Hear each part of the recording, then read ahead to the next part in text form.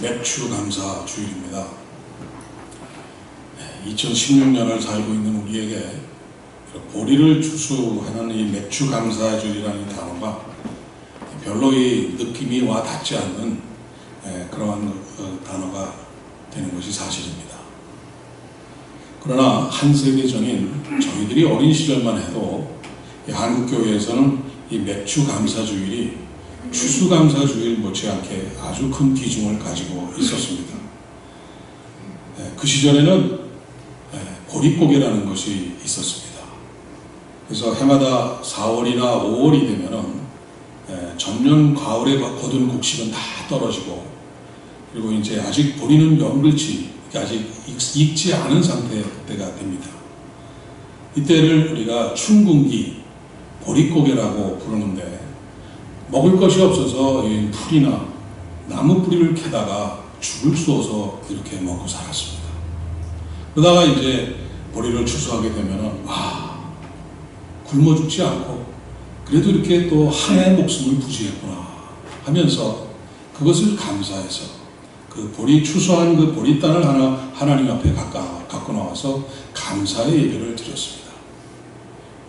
이것처럼 우리 믿음의 선조들에게 이런 맥추감사주일은 아주 중요한 의미를 가지고 있었습니다.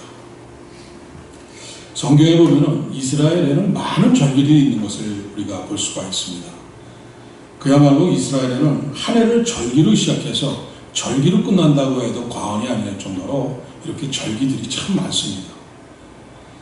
그 중에서 가장 대표적인 3대 절기가 무교절, 맥추절, 수장절입니다. 출애굽기 23장에 보면 하나님께서는 이스라엘의 모든 남자들은 매년 이 3대 절기에는 성소가 있는 예루살렘에 와서 꼭 하나님 앞에 자신을 보이는 예배를 드리라고 말씀하셨습니다. 또한 나올 때에 빈손으로 하나님 앞에 나오지 말라고 하셨습니다. 이는 그동안의 은혜를 베풀어 주신 하나님께 감사의 제물을 드리라는 말씀입니다. 감사할 줄을 알라는 말씀입니다. 그래서 하나님께서는 이러한 절기를 정하시고 또 강조하시면서 특별히 3대 절기 때는 모든 남자들을 하나님 앞으로 불러 모으시는 것은 그냥 하시는 말씀이 아니라 여기에 깊은 영적 교훈이 담겨 있습니다. 하나님께서 그 절기를 만드시고 또 그 절기를 통해서 백성들에게 자신을 기억시키시고 또 하나님의 주권, 우리들의 왕이 누구신지, 우리의 생사를 주관하시는 분이 누군지를 기억나게 하시고 환기시키시고, 그리고 하나님께서는 찾아오셔서 우리들과 관계를 계속해서 그 깊은 뜨거운 관계를 유지하기를 원하시기 때문입니다. 이러한 가장 중요한 3대 절기 중에 하나가 바로 오늘 맥추절입니다. 한국교회와 저희 교회는 교단은 이것을 기념해서 또 감사하면서 또 오늘 우리는 감사의 선물을 드리고 또 이제 잠시 후에 저희들이 또 성찬식을 거행하고자 합니다. 근데 본래 이 맥추절은 이스라엘이 광야 생활을 마치고 이 가나안 땅에 들어가서 밭에 뿌린 이 첫 열매를 하나님께 바치는 것을 기념하는 절기입니다. 그런데 이 성경을 보면은 맥추절은 이보다 더 깊은 뜻을 담고 있는 것을 저희가 찾을 수가 있습니다. 신명기 26장 1절에서 3절을 보면은 맥추절에 대해서 이렇게 말씀합니다. 내 하나님 여호와께서 내게 기업으로 주어 차지하게 하실 땅에 내가 들어가서 거기에 거주할 때에 내 하나님 여호와께서 내게 주시는 땅에서 그 토지의 모든 소산의 만물을, 그래서 만물은 첫 열매를 말하는 것입니다. 만물을 거둔 후에 그것을 가져다가 광주리에 담고 내 하나님 여호와께서 그의 이름을 두시려고 택하신 곳으로, 여기서 하나님 여호와께서 그의 이름을 두시려고 택하신 것은 성전을 말씀합니다. 택하신 곳으로 그것을 가지고 가서 그때의 제사장에게 나아가 그에게 이르기를 내가 오늘 당신의 하나님 여호와께 아뢰나이다. 내가 여호와께서 우리에게 주시겠다고 우리 조상들에게 맹세하신 땅에 이르렀나이다 할 것이요. 이렇게 나옵니다. 이 말씀을 자세히 보면은 감사의 조건이 여호와께서 우리에게 주리라고 맹세하신 땅에 이르게 하신 것을 저희들이 볼 수가 있습니다. 그래서 무엇을 거둔 것을 감사하는 것보다는 이렇게 심고 거둘 수 있는 이 땅을 주신 것을 감사하고 있는 것을 우리가 본 것입니다. 이스라엘 백성들이 애굽에서 노예 생활할 때는 아무리 열심히 심고 거두었어도 그것은 그들의 것이 아니라 애굽 사람들의 것입니다. 그리고 출애굽해서 이 40년 광야 생활에서도 하늘에서 내려오는 이 만나와 메추라기를 먹고 살았기 때문에 자기들이 심고 거둔 것이 아니었기 때문에 이 감사절도 지킬 수가 없었습니다. 그러나 가나안 땅은 심고 거두는 곳입니다. 이것은 하나님께서 그들에게 주셔서 이곳에서 심고 거두는 모든 것은 그들에게 소유가 되는 것입니다. 그래서 이 땅에서 거둔 열매들을 하나님 앞으로 가지고 나온다고 하는 것은 우리를 이렇게 심고 거둘 수 있는 땅으로 인도하신 하나님께 감사합니다라는 의미를 담고 있습니다. 그래서 맥주절은 내게 무엇을 주신 것을 감사합니다 하는 것보다는 내가 지난날 죄의 노예로 살던 자리에서 벗어나게 하시고 이제는 하나님의 백성내로 살아가는 이 자리로 인도해 주신 것을 감사합니다 하는 이러한 뜻이 담겨 있는 것입니다. 바로 이것이 맥주 감사절에 숨겨져 있는 깊은 진정한 뜻입니다. 오늘 우리는 감사가 실종된 시대를 살아가고 있습니다. 무슨 일이든지 이 감사하기보다는 원망과 불평을 먼저 하는 우리가 이러한 생활을 살아가고 있습니다. 19세기 영국의 유명한 극작가였던 이 오스카 와일드의 작품 중에 이런 내용이 있습니다. 하루는 예수님께서 예루살렘 거리를 걷다가 술에 취해서 누워있는 청년을 발견합니다. 그래서 예수님께서 이렇게 묻습니다. 왜 당신은 술에 취해서 이렇게 세월을 허송합니까? 하고 물었습니다. 그랬더니 그 청년이 나는 원래 안진뱅이였는데 당신이 고쳐주셔서 이렇게 건강하게 되었습니다. 하지만 내 마음에 드는 일자리가 없어서 당황하다 보니까 이렇게 됐습니다. 하는 것입니다. 예수님이 또 조금 지나다 보니까 어떤 사람이 막 싸우고 있어요. 그 싸우고 있는 사람한테 가서 묻습니다. 당신은 왜 이렇게 싸우고 있습니까? 그랬더니 나는 본래 소경이었는데 주님이 고쳐주셔서 이렇게 눈을 뜨게 되었습니다. 그런데 눈을 뜨고 보니까 정말 이 세상에 눈꼴 사랑하는 것이 하나 둘이 아닙니다. 그래서 그냥 보이는 것마다 마음에 안 드는 것은 다 때려 부수고 있습니다. 이번에는 지나가는 사람들을 유혹하는 이 창녀를 만났습니다. 당신은 왜 이런 생활을 하는가?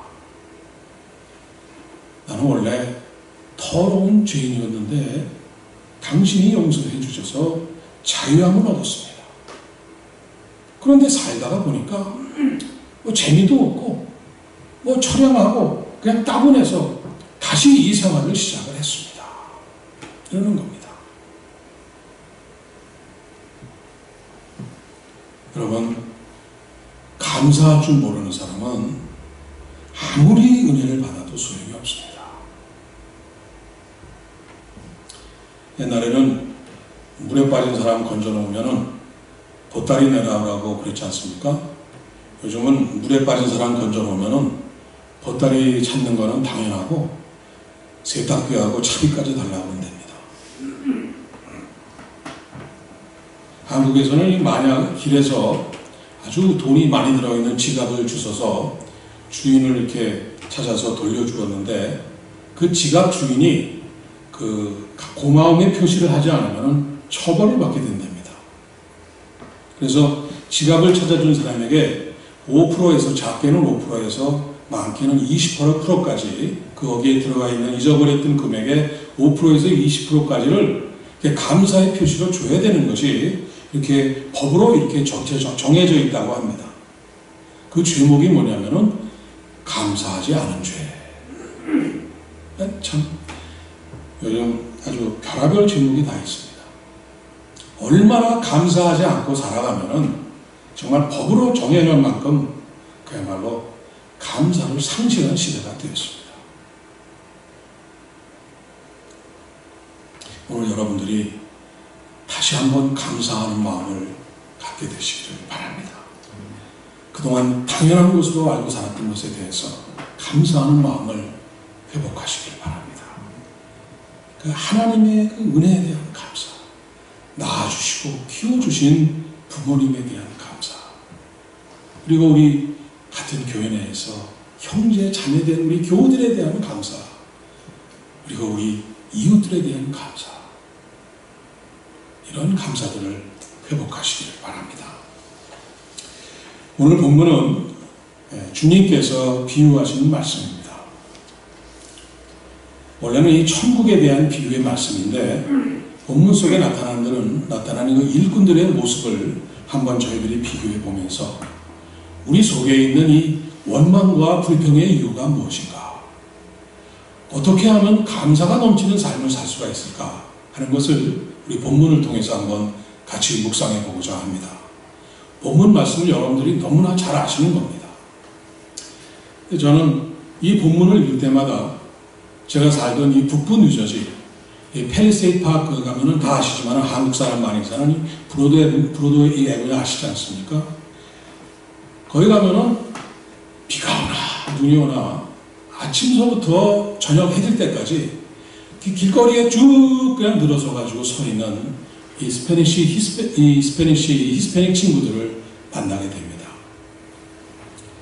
그러다가 어떤 차가 지나가다가 멈춰 서가지고 그 중에 한 사람을 불러서, 야, 내가 오늘 이러이러한 일을 하려고 그러는데 몇 시부터 몇 시까지다.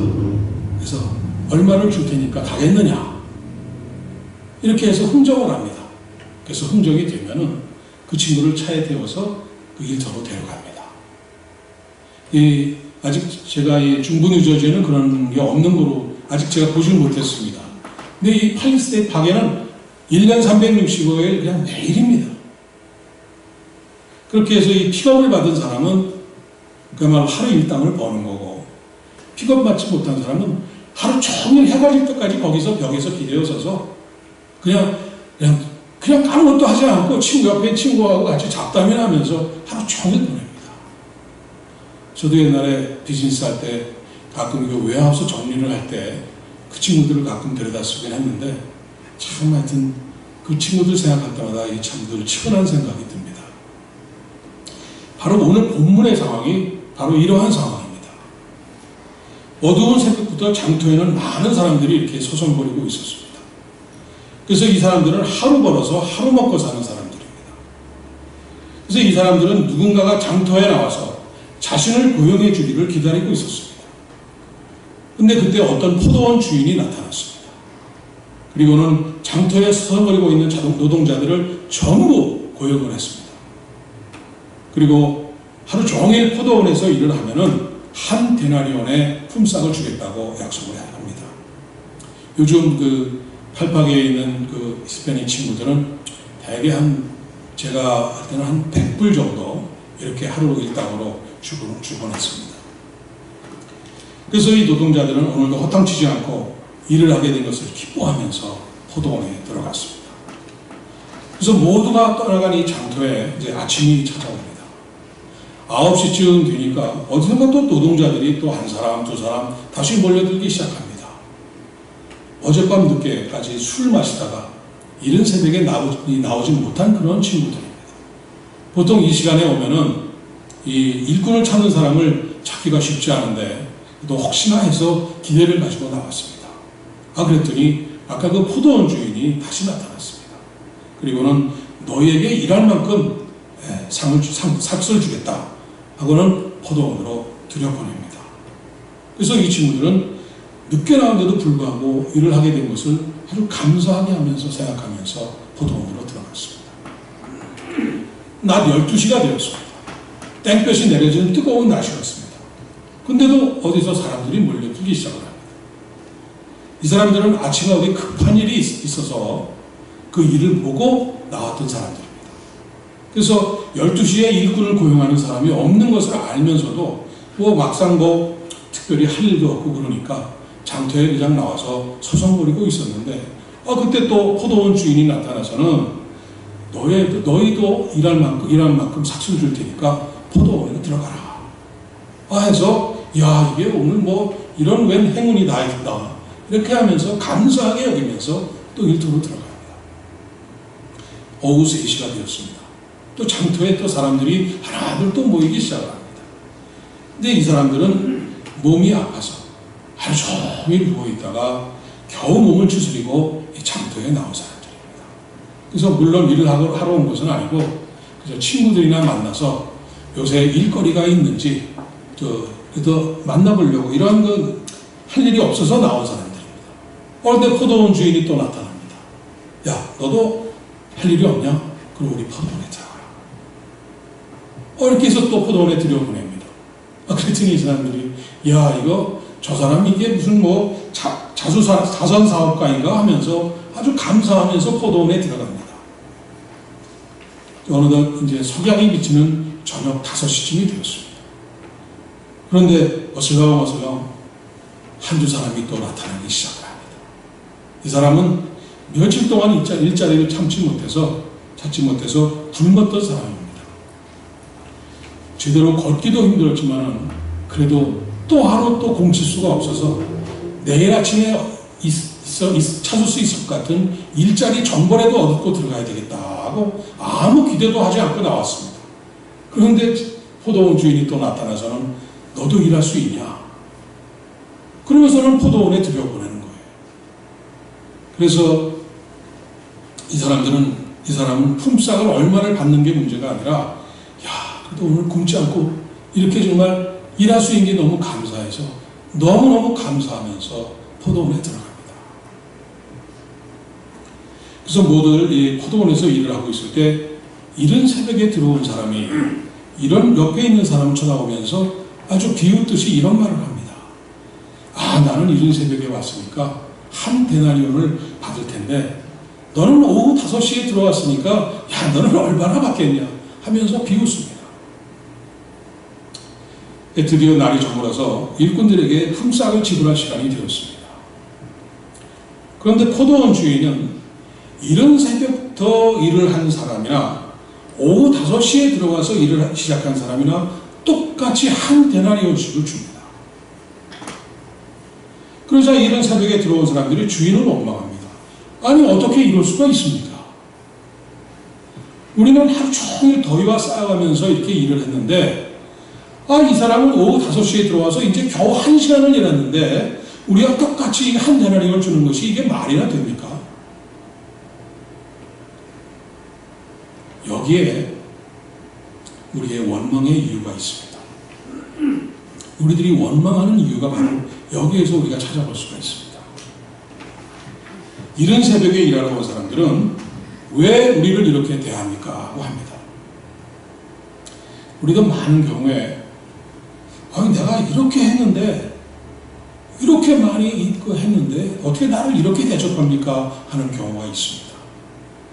우리가 직장 생활에서도 내가 이렇게 직장을 위해서 수고하고 헌신을 했는데 어떻게 나에게 지금 진급도 안 시켜주고 어떻게 나한테 이렇게 대접할 수가 있는가 하면서 원망을 합니다. 또 부부 사이에도 이런 원망이 가끔 있지 않습니까? 남편은 남편대로, 부인은 부인대로.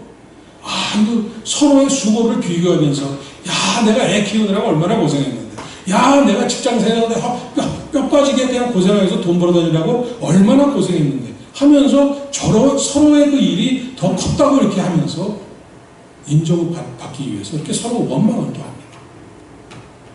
교회에서도 보니까 이런 원망이 있더라고요. 내가 교회를 위해서 얼마나 수고를 했는데 왜 나를 이 정도밖에 대접을 안 해주느냐. 이렇게 원망을 합니다. 우리가 하는 모든 원망은 내가 이만큼 했는데 왜 나를 이 정도밖에 대접을 안 해주느냐 하는 것이 원망의 시작입니다. 그러나 이런 원망은 근본적인 사실을 잊어버렸기 때문입니다. 이른 아침에 포도원에 들어온 일꾼들은 자신들이 열심히 일한 것만 생각했습니다. 그러나 그 일을 할 수 있도록 자신을 고용해준 이 포도원 주인의 은혜를 잊어버린 것입니다. 만약 그들이 포도원 주인이 그들을 고용해주지 않았더라면 그들은 오늘도 줄인 대로 움켜쥐고 하루를 공을 치고 그냥 집으로 돌아가야 했습니다. 오늘 우리도 마찬가지입니다. 오늘 내가 이 자리에 존재하도록 허락해 주신 이 하나님의 은혜를 우리들은 너무 쉽게 잊어버리고 삽니다. 하나님께서 우리에게 직장과 사업을 주셔서 그동안 일할 수 있고 먹고 살게 해주신 은혜를 잊어버리고 내가 사업과 직장을 위해서 얼마나 수고했는데 이 정도냐고 그 원망을 합니다. 하나님께서 사랑하는 배우자를 주셔서 일평생 서로 의지하면서 자식들 키운다고 또 지지고 볶고 하면서 그래도 이제 자식들 잘 커서 다 독립해서 잘 살고 있는데 서로 이제는 또 내가 당신이 했는데 얼마나 했는데 이렇게 하면 또 원망하면서 싸웁니다. 나 같은 것을 교회의 일꾼으로 세워서 봉사할 수 있도록 기회를 주신 이 하나님의 은혜를 잊어버리고 내가 얼마나 열심히 교회를 해서 헌신하고 봉사하고 시간을 바쳤는데 왜 내가 장모를 안 시켜주고 왜 나를 집사를 안 시켜주느냐 이런 사람들이 얼마나 많습니까? 근본적인 것을 잊지 말아야 됩니다. 오늘 내가 가진 것이 적다고 원망할 것이 아니라 내게 생명을 주시고 건강을 주시고 또 일할 수 있는 사업과 직장을 주시고 사랑하는 가족을 주시고 힘껏 일할 수 있는 힘껏 봉사할 수 있는 이 교회를 주신 것을 감사하는 여러분들이 되시길 바랍니다. 또 한 가지 원망의 이유는 자신과 다른 사람을 비교하기 때문입니다. 이른 새벽에 포도원에 들어온 일꾼들은 주인과 약속했던 한 데나리온을 품삯으로 받았습니다. 만약 그들이 먼저 한 데나리온씩을 받고 갔다면 별 큰 문제가 없었을 것입니다. 그런데 이 포도원 주인이 이상하게도 나중에 온 사람부터 품삯을 주라고 했습니다. 그래서 오후 5시에 온 사람들이 한 데나리온을 받는 것을 보자 이른 새벽에 들어온 사람들이 마음이 변합니다. 아니 어떻게 이럴 수가 있는가 하면서 원망이 터져나옵니다. 그럼 이 사람들이 원망한 이유가 무엇이겠습니까? 자기들이 받을 것을 못 받아서 원망하는 것이 아닙니다. 다른 사람들이 안 받아야 될 것을 받았다고 생각하기 때문에 원망하게 되는 것입니다. 지난 2002년 월드컵이 저희가 4강에까지 올라갔었죠. 그래서 끝나고 나서 각지에서 축구 대표팀에게 어마어마한 선물이 이렇게 몰려왔습니다. 그래서 끝나고 나서 이 포상금을 이렇게 지급을 해야 되는데 그거 가지고 이제 방법론을 이제 이겨야 되는데 주전 선수로 뛴 사람들하고 벤치에 앉아있던 워러보이를 포함해서 벤치에 앉아있던 사람들을 하고 이거를 차등을 둬야 된다 이런 말이 새어나오기 시작을 했는데 결국은 균등하게 다 배분을 해줬습니다. 제가 볼 때는 아주 그 성경적인 바른 결론을 내린 것이라고 봅니다. 아마 축구위원회에 아주 독실한 아주 진실한 아마 장로님이 계신 것이라고 제가 짐작을 합니다만은 이 본문 14절에 보니까 나중은 이 사람에게 너와 같이 주는 것이 내 뜻이니라 하였습니다. 받아야 할 사람에게 주는 것은 당연한 것이고 받을 사람, 자격이 없는 사람에게 주는 것이 하나님의 뜻이라고 말씀합니다. 오늘 설교의 제목과 같이 내 것을 가지고 내 뜻대로 하신다는 이 하나님의 주권을 말씀하시고 계신 것입니다. 남이 잘 되는 것을 원망하지 마십시오. 하나님께서 그 사람에게 주신 복입니다. 우리 눈으로 볼 때는 야, 저 사람이 저런 복을 받을 자격이 도저히 안 되는 사람인데 우리가 그렇게 생각할 수가 있지만은 하나님이 보실 때는 받을 만하기 때문에 주시는 것입니다. 여러분은 여러분이 받은 것으로 만족하셔야 됩니다. 자꾸 다른 사람을 쳐다보면서 저 사람은 저런 복을 받을 만한 사람이 아닌데 하시면 하나님이 책망하십니다. 다른 사람들이 나와 같이 하나님의 복을 받는 것을 함께 기뻐할 수 있는 여러분들이 되시기를 바랍니다. 또한 오늘 본문에서 우리는 감사하는 이유를 찾아볼 수 있습니다. 오후 5시에 포도원에 들어온 사람들은 1시간 동안 일을 하면서 마음속으로 무슨 생각을 했겠습니까? 야, 주인이 일할 만큼 품삯을 준다고 했는데 얼마나 줄까? 아마 저녁 때 가족하고 먹을 빵 한 조각이라도 주면 감사한 일이지. 이렇게 하면서 감사한 마음으로 일을 했습니다. 그런데 주인은 얼마를 줬습니까? 한 데나리온을 줬습니다. 그래서 이 한 데나리온을 받아든 이 5시에 들어온 일꾼들은 그저 너무 감사하고 감격해서 신바람이 나서 집으로 뛰어갔습니다. 여러분, 여기에 바로 감사의 조건이 있습니다. 나는 아무런 자격이 없는데 이런 대접을 해주다니. 나는 1시간밖에 일을 안 했는데 이렇게 큰 대접을 주시다니. 이렇게 생각하는 것이 바로 감사의 조건입니다. 사도 바울이 고린도 교회에 보낸 편지 중에 이런 내용이 있습니다. 고린도전서 1장 26절에 형제들아, 너희를 부르심을 봐라. 육체를 따라 지혜로운 자가 많지 아니하며 능한 자가 많지 아니하며 문벌 좋은 자가 많지 아니하도다. 오늘 우리가 구원받고 하나님의 자녀가 된 것은 우리가 자격이 되어서 된 것이 아니라는 것입니다. 오히려 남들보다 지혜도 없고 능력도 없고 빽도 없고 배경도 없기 때문에 택해 주셨다는 말씀입니다. 우리는 가장 먼저 아무런 자격 없는 우리를 택하시고 하나님의 자녀 되신, 자녀 삼아주신 하나님의 은혜에 감사해야 할 줄 알아야 됩니다. 여러분들이 교회의 일꾼으로 부르심을 받았습니까? 여러분이 잘나서 부름을 받은 것이 아닙니다. 디모데전서 1장 12절에 보니까 나를 능하게 하신 그리스도 예수 우리 주께 내가 감사함은 나를 충성되이 여겨 내게 직분을 맡기시니 하셨습니다. 우리를 충성되이 여겨주셨다고 말씀하십니다. 내가 자격이 있는 것이 아니라 하나님께서 그렇다고 인정해 주신 것뿐이라는 것입니다. 그래서 감사의 조건은 이것입니다. 먼저 나는 자격이 없음을 인정하는 것입니다. 그리고 나서 이런 자격이 없는데도 불구하고 하나님께서 내게 베풀어 주신 것이 너무도 많은 것을 인정하는 것입니다. 이것이 여러분들의 삶에, 우리들의 삶에 감사가 넘치게 하는 비결입니다.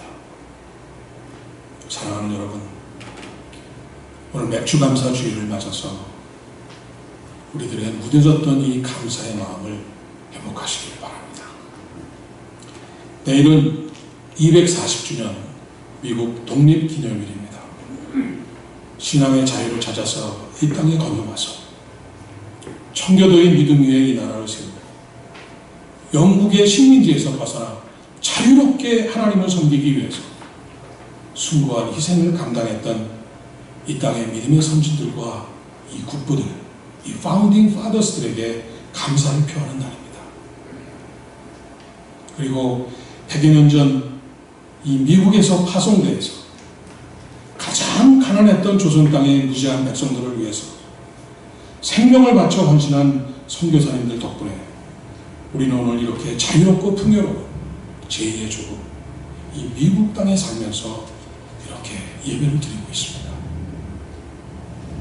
오늘 우리는 이 모든 것을 감사드리면서 오늘 내가 이 자리에 있기까지 십자가에 달리셔서 온 몸을 지키시고 마지막 피 한 방울까지 나를 위해서 흘려주신 주님의 그 한없는 사랑을 회복하고 진실한 감사를 드리는 성찬식을 거행하고자 합니다. 사랑하는 여러분, 모든 원망과 미움과 시기와 질투를 다 내려놓고 감사를 회복하시기 바랍니다.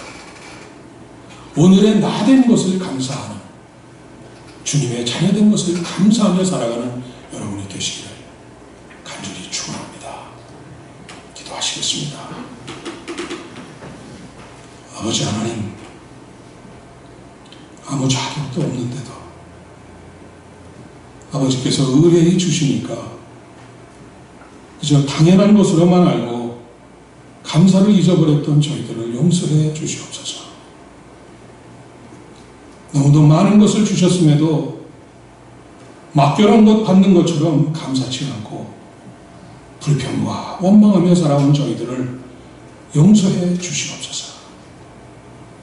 오늘 주신 말씀과 주님의 성찬식에 참여하면서 우리의 죄가 다 씻겨지고 잃어버렸던 사랑이 회복되며 감사가 회복되게 하여 주시옵소서.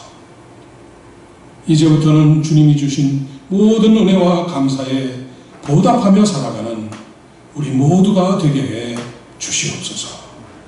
예수님의 이름으로 기도드립니다. 아멘.